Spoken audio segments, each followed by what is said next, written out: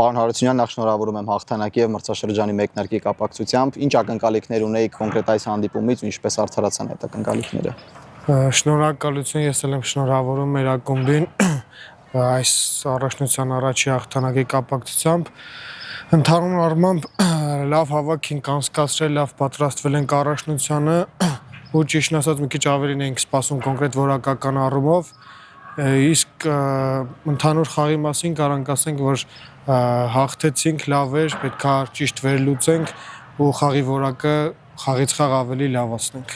Թիմում կային նաև նորեկներ, որոնք Փյունիկ ակադեմիայում իրենց առաջին հանդիպումներն անցկացրեցին, ինչ տպավորություն ստացաք նրանցից։ Մենք ունենք շատ լավ ակադեմիա, որ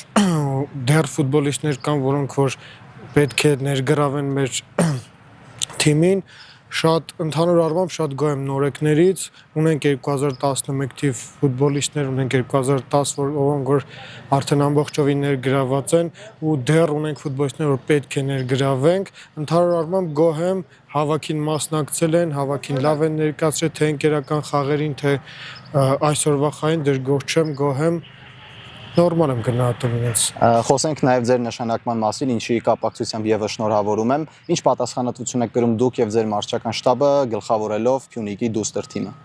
Կրկին անգամ շնորհակալություն։ Բնականաբար Փյունիկ ակադեմիայի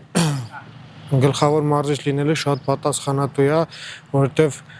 կրթել եւ կատարելագործել ֆուտբոլիստների անհատների շատ կարեւոր դեր է, որ այդ ֆուտբոլիստները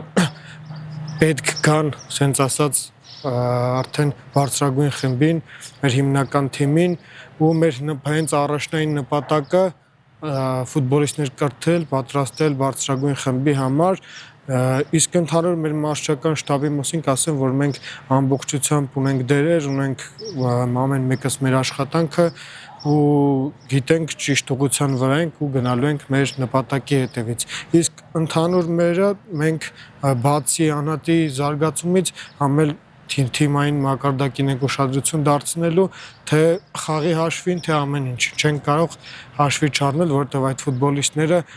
ոնց որ ուզում ենք պատրաստենք բարձրագույն խմբի համար, ամեն կարևոր է հոգեբանությունը, որ ֆուտբոլիստը միանալու պես ունենա հաղթողի բնավորություն, որ այսօր մեր տղաները ցույց տվեցին ճիշտ տակտիկական փոփոխությունների ու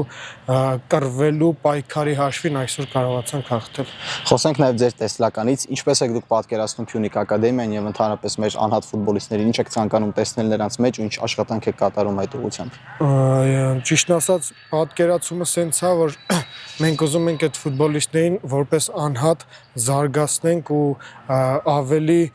ուշադրություն դարձնենք այն ֆուտբոլիստներին, ովքեր որ թե ֆիզիկապես, թե տակտիկապես պատրաստ են այնտեղ ներգրավելու։ Մենք աշխատելու ենք հենց այդ նպատակով, շատ ենք ուշադրություն դարձնելու մեկը մեկ պայքարներին, որը որ հիմիկվա ժամանակակից ֆուտբոլում շատ կարևոր է։ Եվ խոսենք նաև ձեր անցած ճանապարհի մասին, դուք Փյունիկ ակադեմիայի տարբեր տարեքային թիմերի հետ աշխատել եք եւ վստահ եմ Փյունիկ ակադեմիա թիմից շատերին ճանաչում եք, որքանով է դա ձեզ օգնում թե հոգեբանորեն, թե նախապատրաստական առումով աշխատել թիմի հետ։ Շատ է օգնում, արդեն 5-6 տարի աշխատում եմ Փյունիկում ու կոնկրետ շատ լավը այն է, որ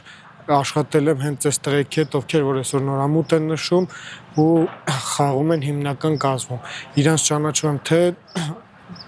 հոգեպես, թե անձնապես, թե տեխնիկապես ամեն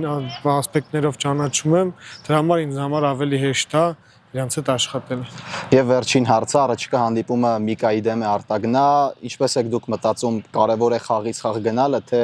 հեռուն նայելը եւս կարևոր է։ Իմ կարծիքով ֆուտբոլում չկա մանրուքներ ու ամեն ինչ իմ համար կարևոր է, որպես մարզիչ ես չունեմ ինչ-որ մի հատ ասենց ասած տեսակ, որ սա կարևոր է, սա կարևոր չէ, ամեն ինչ կարևոր է, համ պետքա մտածենք կոնկրետ խաղից խաղ պատրաստվելու մասին, համ էլ պետքա միաժամանակ նայել հեռուն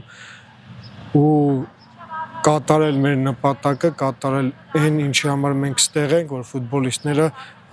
բարձրագույն խմբի թիմին արդեն պետք կան։ Շնորհակալ եմ։ Մերսի։